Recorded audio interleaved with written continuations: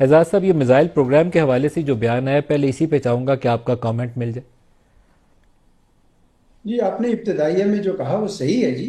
اس خاتون نے بڑا بددیانتی سے غلط غلط انفارمیشن دی ہے اپنی امریکہ کی کانگریس کو، امریکہ کے صدر کو، امریکہ کے عوام کو۔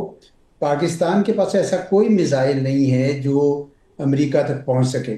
ہماری میکسیمم رینج نون ہے، بالکل 2750 کلومیٹر، شاہین 3۔ تو اور یہ بالکل آپ نے صحیح اس میں کہہ دیا کہ وہ انڈیا اسپیسیفک رہا ہے ہمارا ہمیشہ پروگرام، کہ اگر انڈیا سے بھارت سے کبھی بھی جارحیت ہوئی تو اس کو مقابلہ کرنے کے لیے ہمارا ایٹمی پروگرام بھی ہے اور ہمارا میزائل پروگرام بھی ہے۔ تو ایک تو یہ بات غلط کی، دوسرا یہ کہ انڈیا کا نام نہیں لیا بیچ میں، اور اس میں تو اگنی 5 جو ہے وہ 5000 سے 8000 کلومیٹر تک جاتا ہے۔ میں نے ایسے ذرائع یعنی سمجھ لیں کہ کیوروسٹی سے کہ میں نے اس کو گوگل کیا تو اس میں لکھا آیا تھا کہ جی India is a strategic partner, اس لیے انڈیا سے ہمیں خطرہ نہیں ہے۔ لیکن جس طرح کے شفٹنگ الائنمنٹس آج کل دنیا میں ہیں، کون سا پتہ چلتا ہے کیا کون کب کس کے ساتھ ہوگا؟ اس وجہ سے میرے خیال میں یہ انہوں نے جو رپورٹ دی ہے وہ اپنی امریکہ کی عوام کو مس لیڈ کر کیا ہے اس نے جی۔ سر، تلسی کا بیان تو یہ ہے، اور دوسری طرف جو کینٹ جنہوں نے استعفیٰ دیا ہے نیشنل کاؤنٹر ٹیررزم کے سربراہ کی حیثیت سے، ان کا بیان تو اور بھی انٹرسٹنگ ہے۔ وہ کہہ رہے ہیں کہ ایران سے کوئی امیوننٹ تھریٹ نہیں تھا، اور ایران کے اوپر حملہ جو ہے صرف اسرائیل کی ماں کے اوپر، اس کی پش کے اوپر ٹرمپ نے ایران کے اوپر حملہ کیا۔ نہ وہ ایٹمی پروگرام ایٹم بم بنانے کے پہلے قریب تھا جب انہوں نے وہ آپریشن مڈ نائٹ ہیمر کیا جون میں، اور نہ انہوں نے کہا کہ اب ان کا ایٹمی پروگرام اس قابل تھا کہ وہاں پہ کوئی نیوکلیر ہتھیار بنا سکتے ہو۔ صرف اسرائیل چاہتا تھا، اس لیے اس نے ہمیں دھکا دیا اور ہم اس جنگ کے اندر کود گئے۔ علی لاریجانی کی اسیسینیشن کے اوپر بھی ان کا کامنٹ بڑا انٹرسٹنگ ہے۔ انہوں نے کہا وہ پیس ٹاکس کے لیے وہ کھلے تھے، اوپن تھے، بات چیت پہ آمادہ تھے، اسی لیے اسرائیل نے ان کو اسیسینیٹ کر دیا۔ اور علی خامنہئی کی شہادت کے اوپر بھی ان کا بیان یہی ہے کہ علی خامنہئی ایٹمی پروگرام کو اعتدال کے ایک خاص لیول سے اوپر نہیں لے جانا چاہتے تھے، اور انہوں نے ان کو مار کر ان کی شہادت کے بعد ایک راستہ کھول دیا۔ تو ان کا بیان تو تلسی سے میرے خیال میں بالکل ہی الٹ سمت میں جاتا ہے۔ جی جی، بالکل آپ نے صحیح کہا۔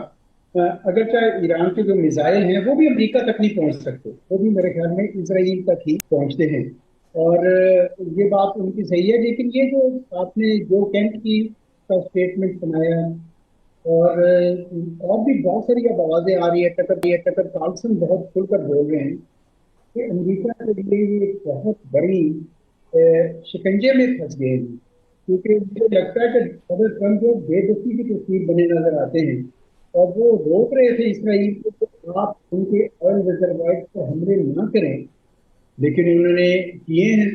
اور اب آپ کے نتیجے میں جب ان کے ساؤتھ ڈوم پہ حملہ کیا گیس کے، ہم نے قطر کے ذکر کیا ہے، تو یہ سوچیں کہ یہ کہاں جائے گی۔ اور نظر آ رہا ہے کہ اسرائیل کا مقصد یہ ہے کہ یہ دونوں خطوں یعنی خلیجی ریاستیں اور اسرائیل آپس میں لڑ کے ایک دوسرے کو ختم کر دیں، تاکہ کوئی اس کے لیے مزاحمت نہ رہے اور وہ گریٹر اسرائیل بن سکے۔ میرا خیال ہے امریکہ کی جو کریڈیبلٹی ہے وہ اتنی تیز اب ہو رہی ہے دنیا بھر میں، یہ خطوں کے ہاتھ سے نکلتا چلا جا رہا ہے، اور مجھے لگتا ہے کہ چین جو سرکردہ انجام کی کافی مدد کر رہے ہیں۔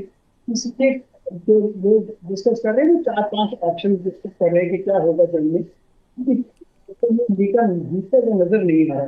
تو یہ بڑی ایک افسوسناک بات ہے کہ امریکہ کا صدر جو ہے آگے لگ کر اس نے اپنے پورے ملک کا اختیار بھی ختم کیا ہے، تو اتنی زیادہ ہلاکتوں کا باعث بھی بنے گا۔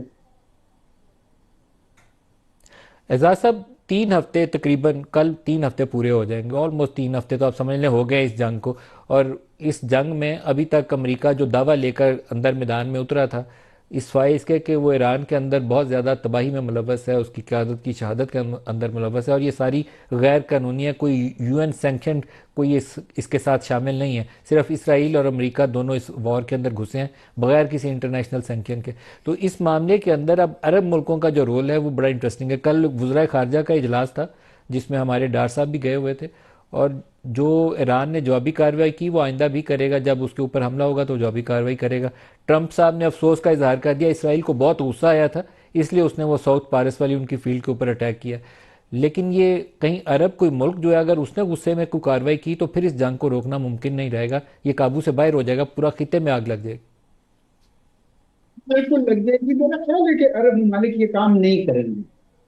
इसकी वजह यह है कि अभी तक तो अमेरिका के अड्डे और वो फाइट हाउस जहाँ से अमेरिका का जो इस्तेमाल हो रहा है असला के खिलाफ, उससे हमले कर रहे हैं। अगर ये ऑल आउट वॉर हो गई और खुद ना बुर्ज खलीफा पे लगा दे या कहीं पे भी कर दे, किस कदर हम पे तबाही फैल सकती है। एक ईरान ने मेरा हिसाब से, मेरे जो उनकी अपनी हिकमत अमली होगी, लेकिन मेरा ख्याल है उनको सऊदी अरब पे हमला नहीं करना चाहिए था। और सऊदी अरब ने उनके साथ बाकायदा चीन की वसाकत के रपोश में कर दिया हुआ था। और सऊदी अरब ने unlike Bahrain and UAE Abraham accord भी ज्वाइन नहीं किया हुआ था। वो इसराइल पे दबाव भी डाल रहे थे कि आप टू स्टेट सोल्यूशन करें।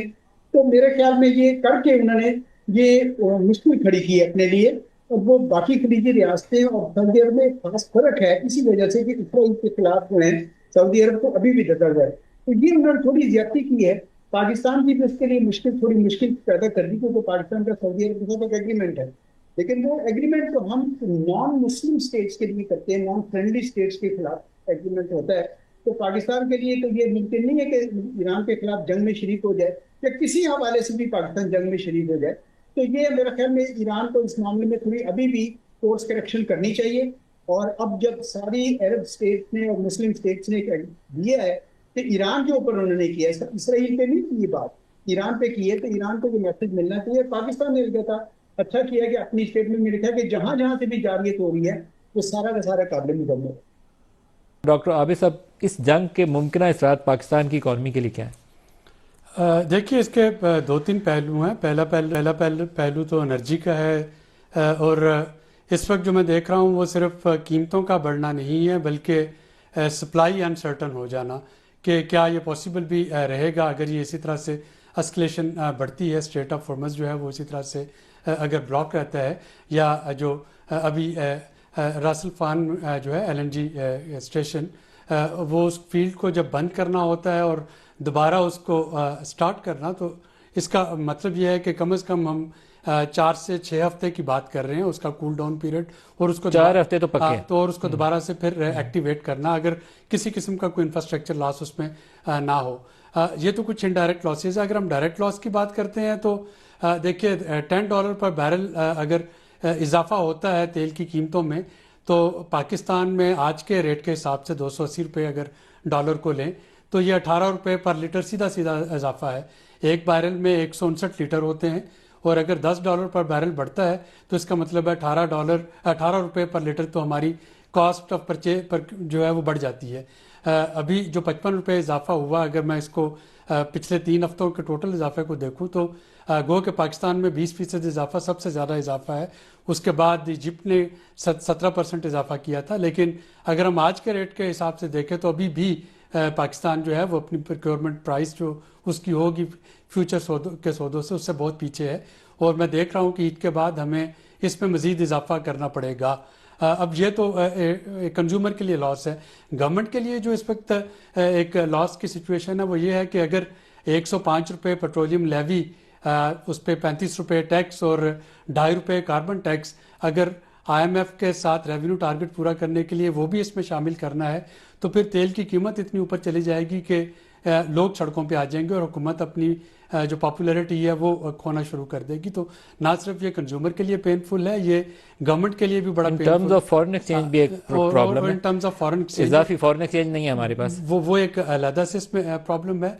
आपका रेमिटेंसेस जो हैं, क्योंकि ये पीक टूरिज्म सीजन है, गर्मी शुरू होने से पहले यूएई का, कतर का, अब वहाँ पे जो एयरलाइन का जो इस वक्त क्राइसिस चल रहा है, वहाँ पे जो एक्सपर्ट सारे भाग रहे हैं।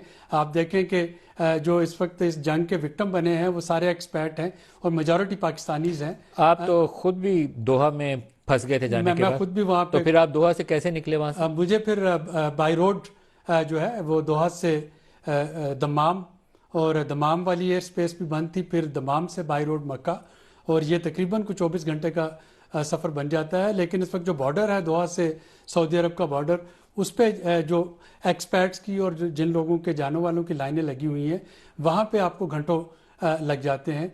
और ये बड़ी संगीन किस्म की सिचुएशन है। मैं जो 5-6 रोज़ जो दोहा में था, तो स्वाय एक्सपर्ट्स के जो डिलीवरी राइडर्स थे, और वही बदकिस्मती से वो मिसाइल के انٹرسیپٹرز کے جو ٹکڑے ہیں ان پہ آ کے گرتے ہیں میزائل کے، سوائے ان کے آپ کو لوکل جو ہے وہ کوئی خال خال نظر آتے ہیں. یہ پینک کا یہ عالم ہو چکا ہے کہ آپ کو کوئی پتہ نہیں کہ کس وقت آپ کے سامنے کہاں سے جو شیل جو ہیں وہ گرنا شروع ہو جائیں.